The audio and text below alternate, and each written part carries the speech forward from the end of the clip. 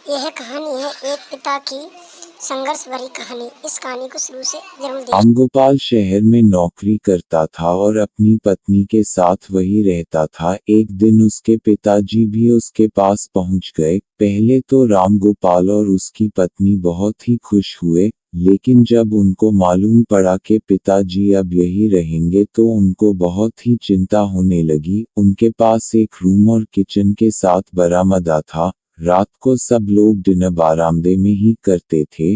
रामगोपाल के पिताजी कभी कुर्सी पर बैठकर खाना नहीं खाया था, इसलिए जब भी वो उनके साथ डिनर करते तो बहुत ज्यादा खाना टेबल पर गिर जाता और कभी कभी तो डिनर से प्लेट गिर जाती और टूट जाती थी। कुछ दिनों तक तो यह सब रामगोपाल और उसकी पत्नी ने बर्दाश्त किया, लेकिन एक दिन उसकी पत्नी बोली यह रोज रोज नहीं चल पाएगा। रामगोपाल और उसकी पत्नी ने अपने पिताजी के लिए लोहे का थाली बनवा दिया और उनको अब अलग किचन में ही बैठाकर खिलाते थे और जब मन करता कुछ भी बोल देते, लेकिन बूढ़ा बाप क्या करे, चुपचाप सुनता रहता था।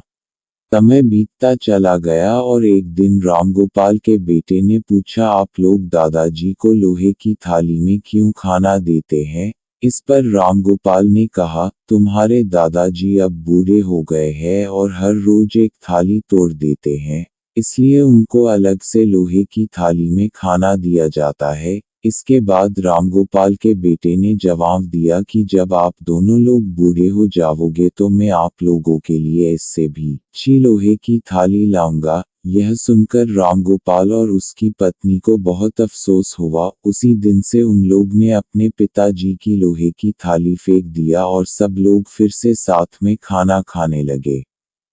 इस कहानी से हम लोगों को यही सीख मिलती है कि हम अपने बड़ों के साथ जैसा करेंगे, हमारे छोटे भी वैसा ही हमारे साथ करेंगे। कहानी आप लोगों को कैसी लगी कमेंट करके जरूर बताएं।